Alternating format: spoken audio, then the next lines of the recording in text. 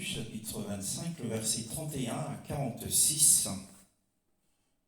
Lorsque le Fils de l'homme viendra dans sa gloire avec tous les saints anges, il s'assiera sur son trône de gloire. Toutes les nations seront rassemblées devant lui. Il séparera les uns des autres comme le berger sépare les brebis des boucs. Il mettra les brebis à sa droite et les boucs à sa gauche. Alors le roi dira à ceux qui seront à sa droite: Venez, vous qui êtes bénis par mon Père, prenez possession du royaume qui vous a été préparé dès la création du monde. En effet, j'ai eu faim et vous m'avez donné à manger. J'ai eu soif et vous m'avez donné à boire. J'étais étranger et vous m'avez accueilli. J'étais nu et vous m'avez habillé. J'étais malade et vous m'avez rendu visite. J'étais en prison et vous êtes venus vers moi. Les justes lui répondront: Seigneur, quand avons-nous affamé et t'avons-nous donné à manger ou assoiffé? Et t'avons-nous donné à boire? Quand t'avons-nous vu étranger et t'avons-nous accueilli, ou nu, et t'avons-nous habillé? Quand t'avons-nous vu malade ou en prison et sommes-nous allés vers toi? Et le roi leur répondra: Je vous le dis en vérité, toutes les fois que vous avez fait cela à l'un de des plus petits de mes frères, c'est à moi que vous l'avez fait. Ensuite, il dira à ceux qui seront à sa gauche: Éloignez-vous de moi, maudits, allez dans le feu éternel qui a été préparé pour le diable et pour ses anges. En effet, j'ai eu faim et vous ne m'avez pas donné à manger. J'ai eu soif et vous ne m'avez pas donné à boire. J'étais étranger et vous ne m'avez même pas accueilli. J'étais nu et vous ne m'avez pas habillé. J'étais malade et en prison et vous ne m'avez pas rendu visite. Ils répondront aussi: Seigneur, quand avons-nous vu affamé, ou assoiffé, ou étranger, ou nu, ou malade, ou en prison, et ne t'avons-nous pas servi? Il leur répondra: Je vous le dis en vérité, toutes les fois que vous n'avez pas fait cela à l'un de ces plus petits, c'est à moi que vous ne l'avez pas fait. Et ils iront à la peine éternelle, tandis que les justes iront à la vie éternelle. Amen. Alors nous sommes ici sur la montagne des Oliviers. Nous sommes sur la montagne des Oliviers et le Seigneur est entouré de 4 de ses disciples. Et il leur explique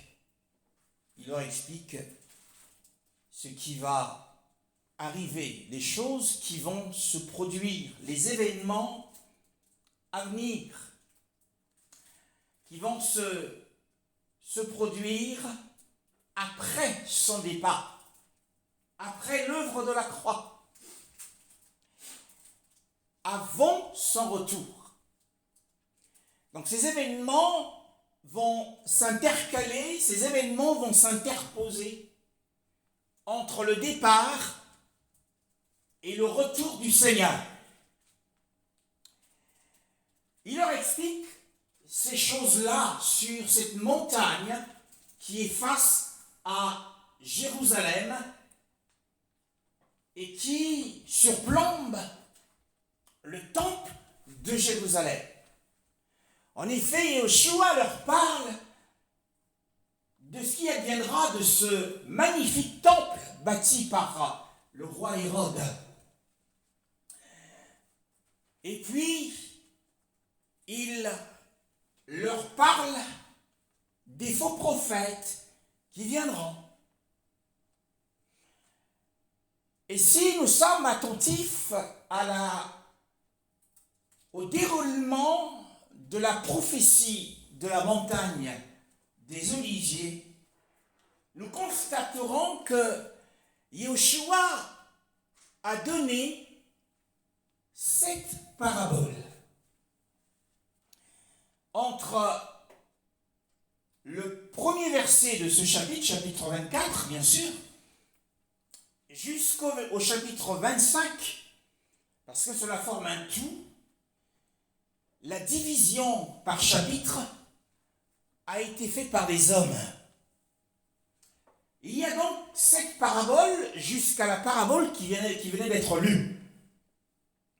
La première parabole, c'est celle du cadavre autour duquel se rassembleront les aigles.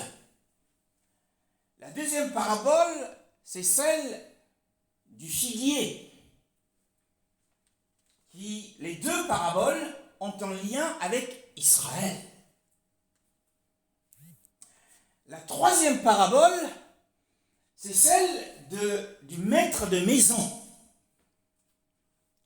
Le Seigneur donne une parabole à propos d'un maître de maison qui doit veiller afin de ne pas laisser percer sa maison par un voleur. Et la quatrième parabole, c'est la parabole du serviteur qui est établi sur la maison de Dieu et qui doit donner la nourriture à son peuple autant convenable, mais il associe cette parabole à une sous-parabole qui est celle du serviteur infidèle, méchant, qui bat ses compagnons et qui mange et qui boit avec des ivrognes. C'est la quatrième parabole. Ensuite, la cinquième parabole, c'est la parabole des vierges. La sixième, c'est celle des talents. Et la septième, c'est celle qui venait d'être lue, la parabole sur le jugement des nations. Nous avons dit que les deux premières paraboles concernent Israël. Et les quatre autres paraboles concernent l'Église.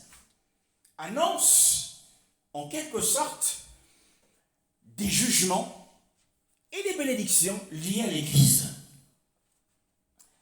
Et la septième parabole, qui est la parabole de notre étude, est la parabole du jugement des nations. Attention. Attention, parce que beaucoup confondent. Prennent cette parabole, la dernière, qui est la septième des sept paraboles dites par le Seigneur sur la montagne des Oliviers. Ils prennent cette parabole pour le jugement final et général du monde. Ce n'est pas vrai. Et pourquoi? Il faut justifier pourquoi ce n'est pas vrai. Premièrement, cette parabole ne parle pas de résurrection. Ça, c'est le premier point. Elle ne parle pas de résurrection. On nous parle de Yoshua. On nous parle d'un fils de l'homme qui viendra dans sa gloire avec ses anges. Nous verrons cela dans quelques instants. Mais lorsque nous regardons dans Apocalypse 20, qui traduit le jugement final et général, que lisons-nous? Je vis alors un grand trône blanc, et celui qui était assis. La terre et le ciel s'enfuirent loin de lui, et l'on ne trouva plus de place pour eux. Je vis les morts, les grands et les petits, debout devant le trône. Des livres furent ouverts. Un autre livre fut aussi ouvert, le livre de vie. Les morts furent jugés conformément à leurs œuvres, d'après ce qui était écrit dans ces livres. Amen. Voilà ce que nous découvrons. Nous découvrons qu'ici, il y a un grand trône blanc. Ce qui n'est pas mentionné dans la parabole de notre étude. Il y a ce premier point. Deuxième point, c'est que, devant celui qui est assis sur ce grand trône blanc, la terre et le ciel se sont enfuis. La terre et le ciel ont disparu. En revanche, dans la parabole du jugement, il est dit que le Fils de l'homme, venant dans sa gloire avec ses anges, il s'assoit sur son trône. Donc la terre et le ciel existent encore. Tandis qu'ici, la terre et le ciel s'enfuient. Ça, c'est un point important de différence. Un autre point important, le verset 12, « Et je vis les morts, les grands et les petits, qui se tenaient debout devant Élohim. » Tandis que dans la parabole que nous avons à l'étude, il est question des nations. Il rassemblera toutes les nations devant lui. Quand on parle des nations, quand la Bible parle des nations ou des gentils, il parle des gens qui sont vivants. Alors qu'ici, on parle des morts, des grands et les petits qui se tiennent devant le Seigneur. Et un autre point, c'est qu'un premier livre fut ouvert, qui est le livre de vie. Et dans l'autre parabole, il n'est pas fait mention du livre de vie, ni des autres livres enregistreurs, des actes. Un rappel important, c'est qu'il y a un livre qui est ouvert devant chaque homme. Et une main qui écrit tout ce que l'homme fait, tout ce qu'il dit, tout ce qu'il pense. Où qu'il aille, ce livre le suit. C'est un livre enregistreur et un livre avec une caméra qui enregistre tout.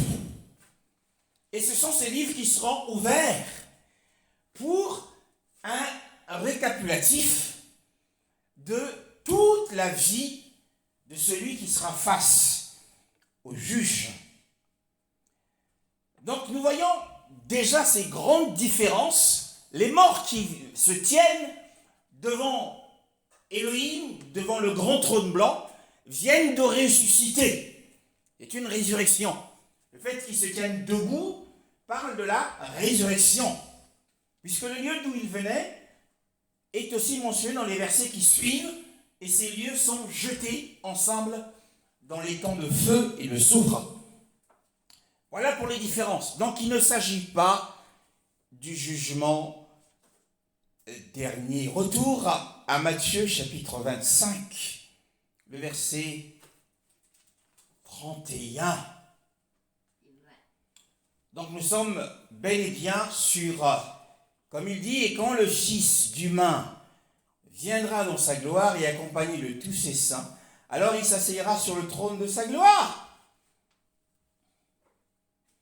Donc voyez-vous, on nous parle ici du Fils d'humain, ou le Fils de l'homme. Et qui nous est présenté ici? Celui qui nous est présenté ici, c'est le Messie. Nous avons eu l'habitude de chanter cette belle chanson sur le Messie que nous appelons à venir. Donc c'est la présentation de cette parabole par Yehoshua lui-même, c'est la présentation du Messie ou du Mashiach, hébreu. Et que fait-il? Pourquoi ici il nous est présenté le Mashiach plus que autre chose? Pourquoi porte-t-il ici le titre de Fils de l'homme? Nous avons dit qu'il y avait 7 paraboles, et celle-ci est la 7e. Dans la 6e parabole, celle qui vient d'avant, chez les talentueux, ou la parabole des talents chez les doués, la parabole des dons spirituels, eh bien, il porte là-bas le titre de maître. C'est le maître qui appellera. Il appellera ses serviteurs à lui rendre les comptes. Et plus haut, chez les vierges, il se présente comme l'époux. L'époux attendu, et les vierges, leur patience étant épuisée, la Bible dit, dans leur marche, elles s'endormirent. Et quand l'époux vint, il eut un cri à minuit. Minuit, vous savez, c'est le changement d'un jour à un autre jour. On est dans un changement de dispensation. Minuit, c'est l'heure charnière entre le jour d'avant et le jour d'après. Donc chez les vierges, il se révèle comme étant l'époux bien-aimé, attendu, espéré. Et donc là, dans la parabole, du jugement des nations, il se présente comme étant le Fils de l'homme. Alors pourquoi? Eh bien, Jean chapitre 5, 27 nous répond. Et il lui a donné aussi le pouvoir de juger parce qu'il est le Fils de l'homme. Voilà. Cette aptitude, cette capacité, ce pouvoir, cette autorité, l'autorité qu'il a reçue du Père de juger, lui donne le titre et est lié au titre du Fils de l'homme. Donc c'est bien une parabole de jugement et du jugement des nations. Car lorsque le Fils de l'homme viendra, et nous voyons que Jean 5 dit qu'il lui a été donné par le Père de juger tout homme, parce qu'il est le Fils de l'homme. Et c'est sous cette même forme, la forme du Fils de l'homme, que le prophète Daniel l'a vu en vision dans Daniel chapitre 8, le verset 13 à 14. Oui, une petite correction, c'est le chapitre 7, 13, 14, au lieu de 8, 13, 14. Mais nous commencerons avec le verset 9, en partie, le verset 9, puis nous lirons le verset 13 à 14. Pendant que je regardais, on a placé des trônes, et l'Ancien des jours s'est assis. Son vêtement était aussi blanc que la neige, et les cheveux de sa tête pareils à de la laine pure. Son trône était des flammes, et ses roues étaient un feu dévorant. Pendant que je regardais dans mes visions nocturnes, quelqu'un qui ressemblait à un fils de l'homme est venu avec les nuées du ciel. Il s'est avancé vers l'Ancien des jours, et on l'a fait approcher de lui. On lui a donné la domination, la gloire et le règne, et tous les peuples, les nations et les hommes de toutes langues l'ont servi. Sa domination est une domination éternelle, qui ne cessera pas, et son royaume ne sera jamais détruit. Voilà. Donc c'est le royaume du Fils de l'homme qui est ici vu par le prophète Daniel, annoncé, et en lien, bien sûr, avec Israël. Donc le royaume dont on parle, c'est le royaume du Fils de l'homme. Mais qui dit Fils de l'homme, dit Fils d'Adam. Parce que Adam, Adama, signifie l'être humain. Donc le titre que nous portons sur cette série, c'est une série d'enseignements, c'est le royaume d'Adam restauré. Le Fils de l'homme. Il est le second Adam et il porte ce titre. Mais le livre de Daniel est aussi associé à Israël, associé aux Juifs. C'est pourquoi dans la parabole que nous sommes en train de découvrir, je parle d'une découverte spirituelle, eh bien, il est fait mention, comme il a été bien lu tout à l'heure, il est fait mention des plus petits de mes frères. Quand le Fils de l'homme parle des plus petits de ses frères, il parle ici, eh bien, nécessairement des Juifs, tel que Daniel l'a vu dans un livre qui est associé à Israël, aux Juifs. Donc les plus petits de ses frères ici, ce n'est pas l'Église. Nous aurons l'occasion d'expliquer pourquoi nous disons que ce n'est pas l'Église. Ce ne sera pas aujourd'hui, mais sûrement dans les prochaines sessions de cette série. Royaume d'Adam dans sa restauration. Alors, donc nous voyons qu'il s'agit bel et bien du Fils de l'homme. Et que lisons-nous dans la suite de cet enseignement de Matthieu, chapitre 25, nous lisons « Et quand le Fils de l'homme » nous parle donc il introduit la période, la saison, quand le Fils de l'homme, le Fils d'humain, viendra. Quand il viendra, il dit « dans sa gloire ». Il viendra dans sa gloire. L'expression « venir dans sa gloire » signifie une session. Qu'est-ce qu'une session? Eh bien, la session, c'est le fait de... C'est une séance, en fait. Qui dit session, dit séance. Qui dit séance, dit le fait de s'asseoir. C'est la session du roi. Car il le dit bien, quand le Fils de l'homme viendra dans sa gloire, et accompagné de tous les saints anges, alors il s'asseyera. S'asseoir, c'est une séance.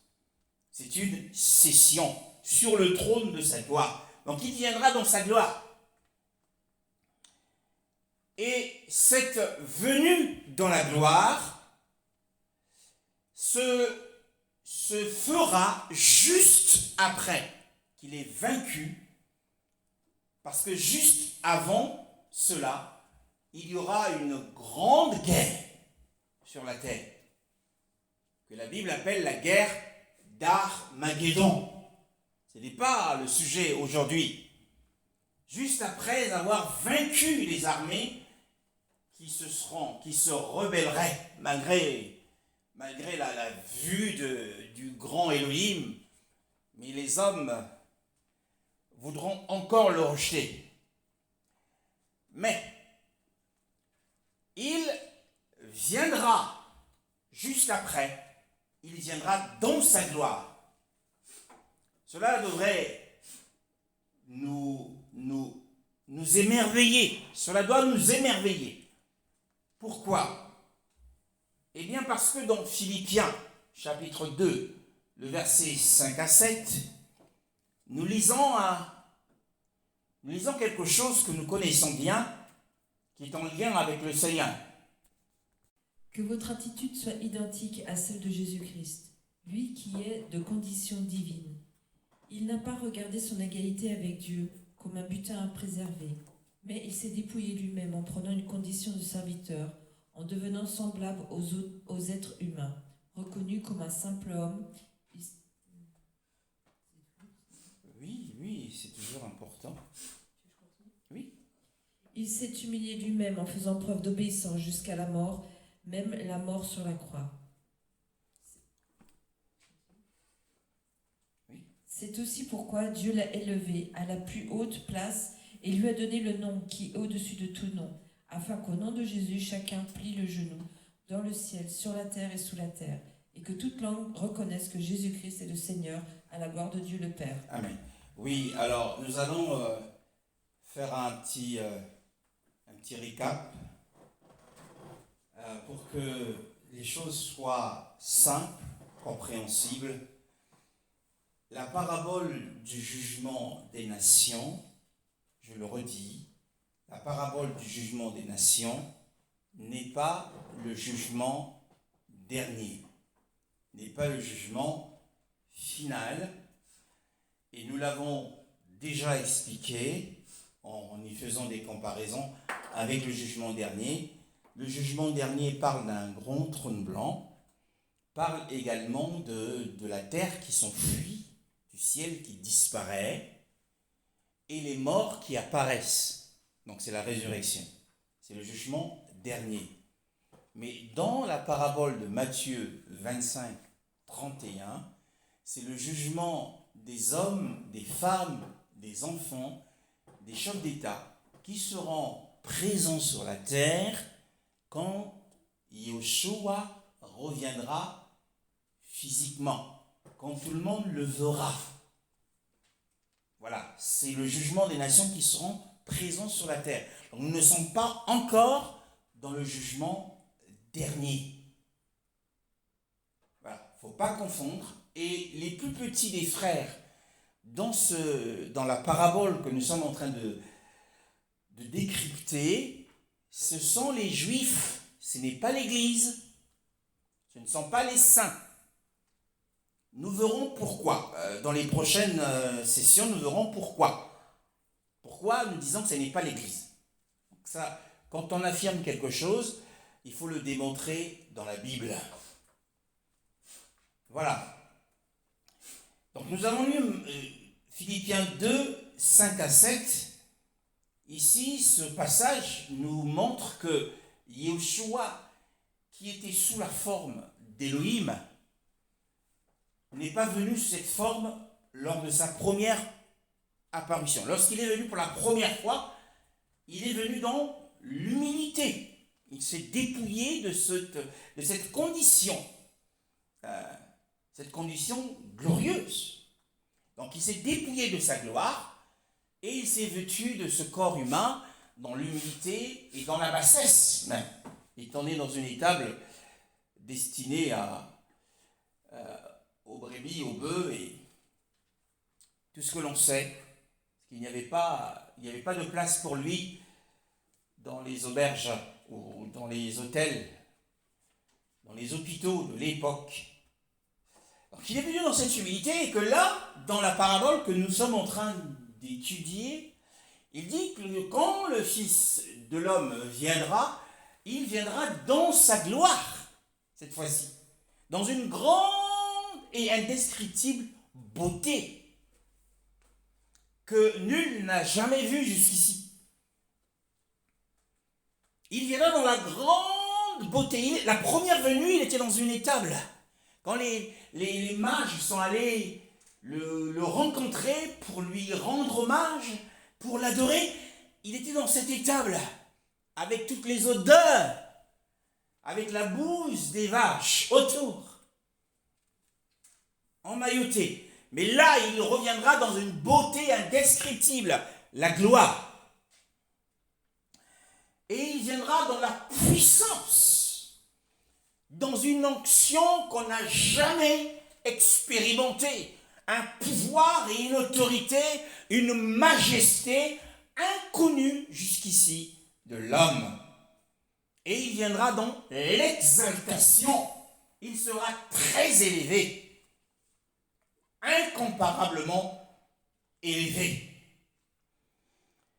Et la manifestation de cette gloire, de cette beauté, de cette lumière, cette pleine lumière, plus éclatante que celle du soleil,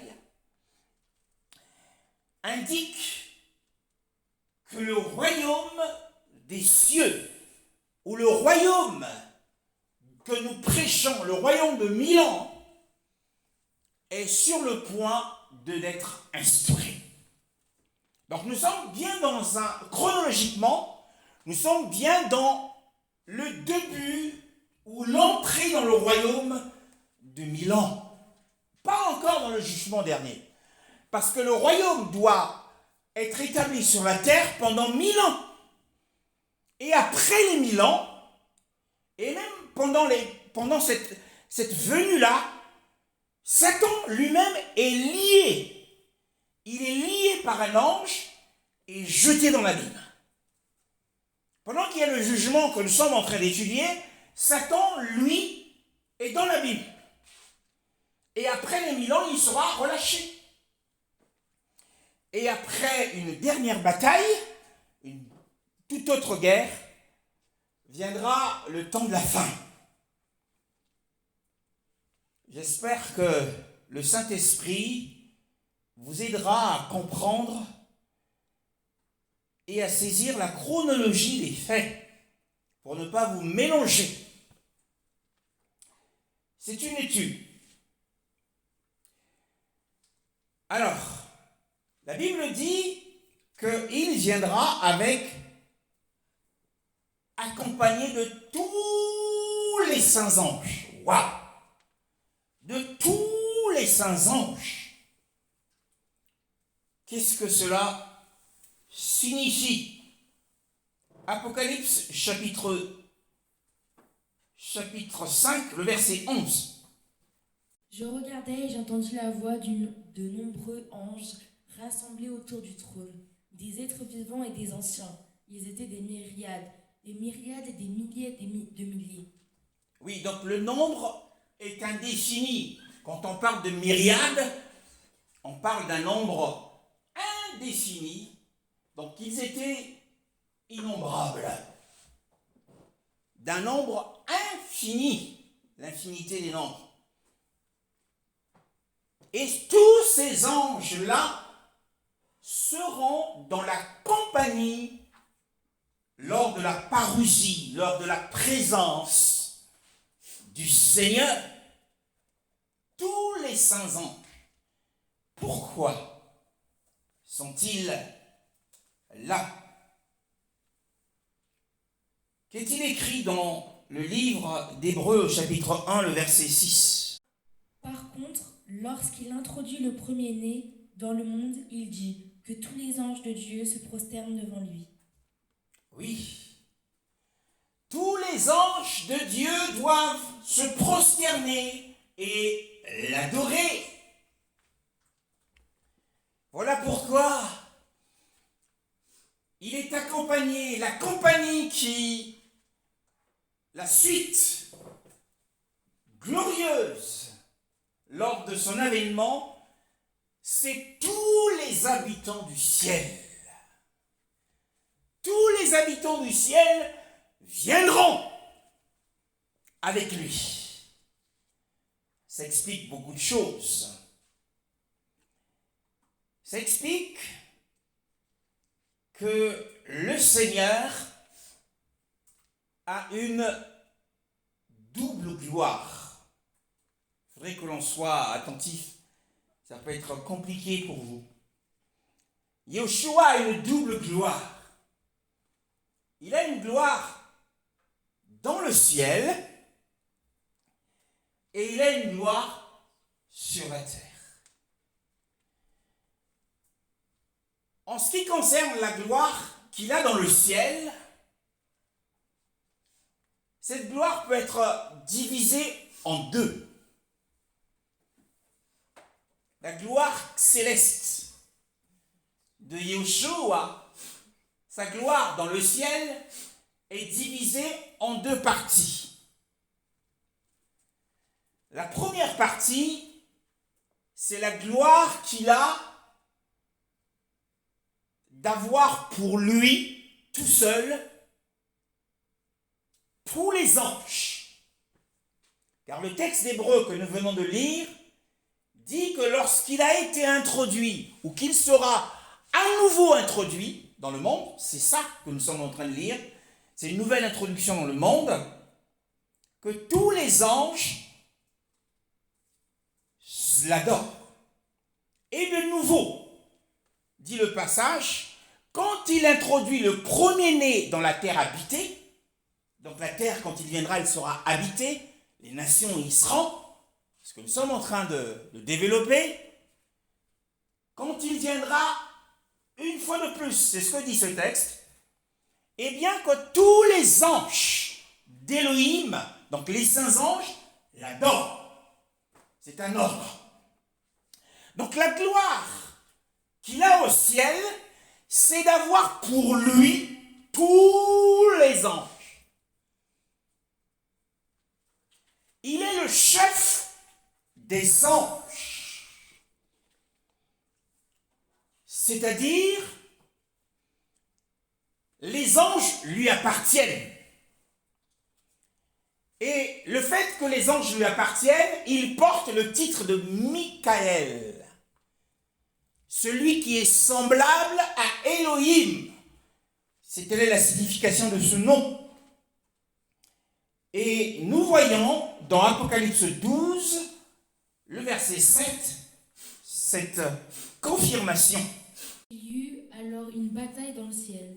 Michael et ses anges combattirent contre le dragon. Le dragon et ses anges combattirent aussi, mais ils ne furent pas les plus forts. Il n'y eut plus de place pour eux dans le ciel. Amen. Il n'y eut plus de place pour eux dans le ciel. C'est le début de la grande tribulation. Ce n'est pas le sujet. Le sujet ici, c'est que Michaël et ses anges.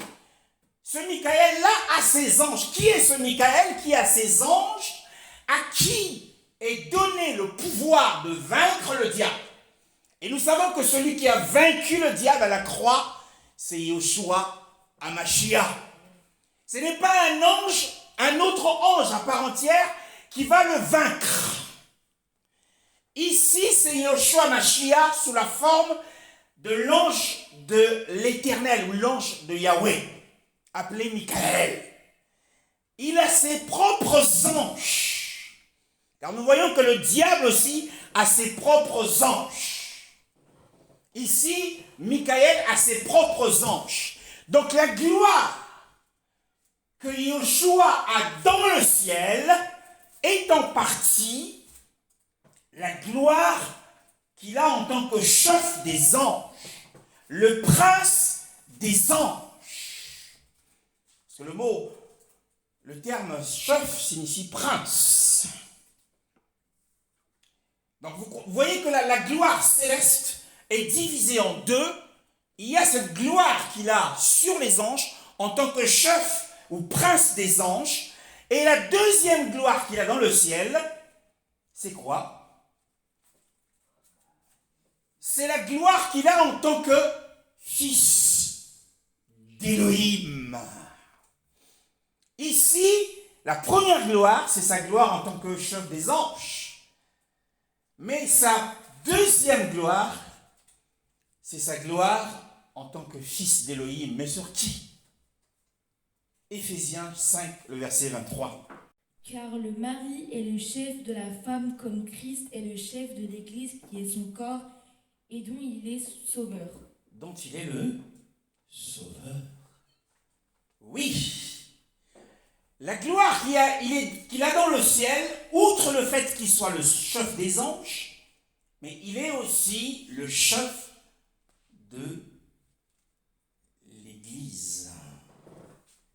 Car la Bible dit, parce que le mari est la tête de la femme, comme le Mashiach aussi est la tête, c'est-à-dire le chef de l'assemblée, de l'Église, qui est son corps dont il est le sauveur. Donc il a cette gloire d'être le chef de l'Église. C'est à lui que nous devons tout demander. C'est de lui que viennent les directions, les orientations. C'est à lui que nous devons nous soumettre. Il est la tête. Nous devons nous soumettre à lui. Il est le mari. Alors il a la gloire du Fils d'Élohim. Quiconque croit au Fils d'Élohim a la vie éternelle. Celui qui ne croit pas au Fils, la colère de Dieu demeure sur lui. Il a cette gloire en lien avec l'Église. Il a aussi cette gloire en lien avec les anges. Tout cela fait partie de sa gloire céleste. Nous allons nous arrêter là aujourd'hui pour déjà assimiler ces différences. Que le Seigneur nous bénisse